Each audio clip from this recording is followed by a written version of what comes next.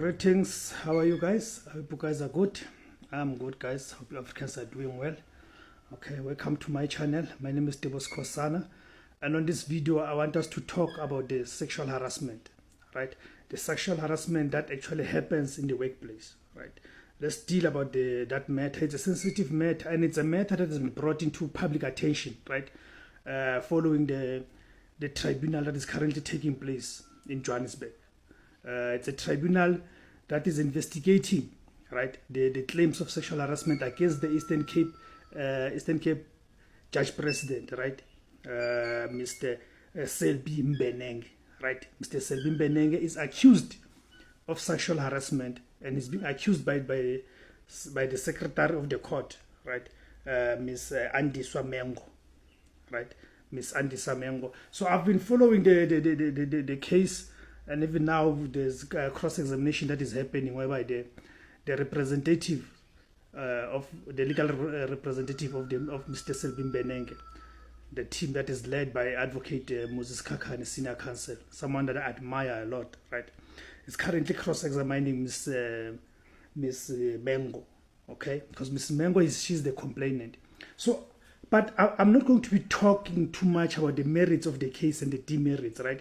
But I want us to talk broad in general about the scourge or the pandemic of sexual harassment in South Africa, right?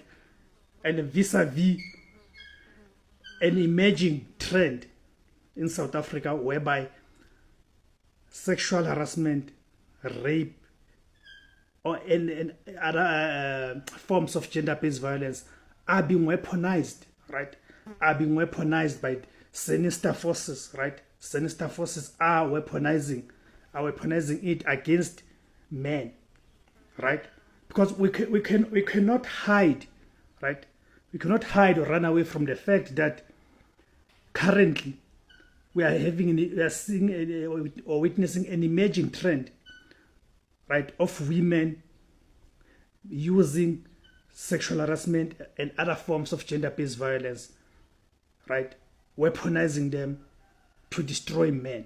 Because we've even had cases of people who spent time in prison that were accused of rape and were convicted, only for later on to be discovered that they were falsely accused. Okay? So hear me correctly. I'm not here to discuss the merits of the case, of the tribunal, the matter that is currently unfolding, right? Because that one still has to play itself out. But those who are following the proceedings, they can deduce their own conclusions, right? More especially after the cross-examination, right?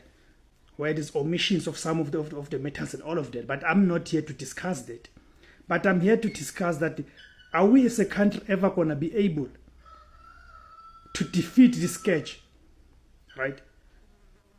Are we as a country going to reach a stage where we defeat the scourge of sexual harassment, especially in the workplace? Because here's the thing, guys. Here's the thing. Deny it all you want.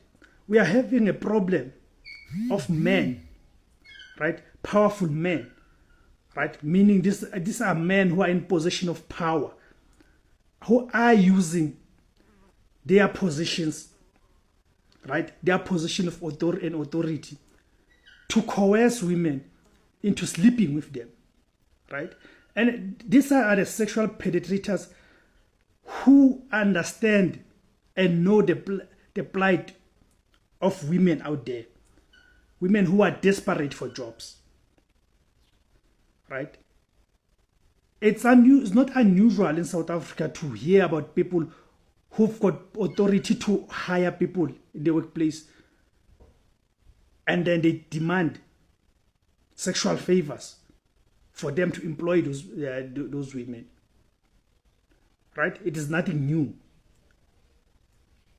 So it cannot be our duty to want to defend such people who, when they're given responsibility to lead, then they turn around and use their leadership positions to abuse, coerce women into giving them sexual favors, right? I think that one has to be clear. We need to condemn such people, and in fact, such people need to be arrested, okay? Then on the flip side, you've got women who know, understand very well. And again, you may want to deny as much as you want, but it remains a fact, who know very well that some of these men in positions of power are so sexually ill-disciplined that if you want things to be done your way as a woman, or if you want to get employed, or if you're already within an institution and you want promotion, then you entice them with sex. Right? Then you entice them with sex. That's a fact. Right? You do have a grouping of women in society who think in that way.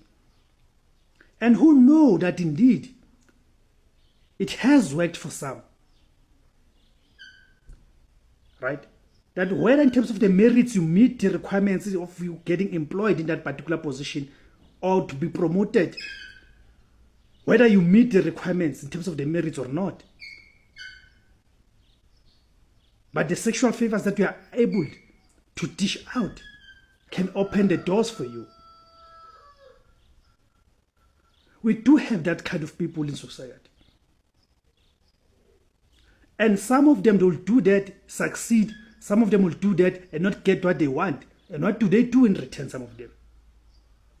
Some of them will cry rape. Some of them will cry sexual harassment and all of that. It's a fact, and we need to detach emotions from these kinds of conversations. If we are to have a proper conversation and arrive at the accurate solutions, we need to diagnose the problem for what it is. There should be no holy cows if we are being honest in terms of addressing this problem. Because sometimes we have the situation whereby as a man, you apply for a job and the woman applies for the same job. And might even be in a position where you are better qualified for the job. But because you cannot, and the person who's hiring is a man, and because you cannot issue out sexual favors, the woman gets employed because of that. You see. So hence I'm saying there should be no holy cows here. We should condemn men who are using their powerful positions in society, right, to coerce women into sleeping with them. And we should equally condemn women who always, right, we should condemn that group of women which always uses the sexual favors to get ahead, irrespective of whether they've got the capacity for the job or they meet the requirements or not. So we should equally condemn such groupings in our society. Right? Because it damages our society even further. You see? Because this thing goes back again to the issue of corruption. Let's take the scenario of corruption. In corruption, there's a corrupter and a corruptee. For it to be a bribe, there must be the one who's offering a bribe and the one who's accepting the bribe. Right? Corruption or bribe cannot happen if there's only one party involved. You see. So the victimhood and all of that should not be used as a small screen to prevent people from taking accountability and being called into order. Because at the end of the day, we've got people who do that and they are harming even the campaign against gender-based violence and sexual harassment. Because some of these people, they will falsely accuse people of sexual harassment because they did not get what they thought they would get out of the process of engaging in such activities. Then we're discrediting the whole campaign because sexual predators and perverts will hide behind that. So we are doing more harm to that campaign than any good. That's my view. I don't know what you guys make of that, but I'm interested to hear what are your views on the comment section below. And please remember to like, share, subscribe, and remember to take up the membership. You can click on the joining membership button there. You get all the information there. Let's see it.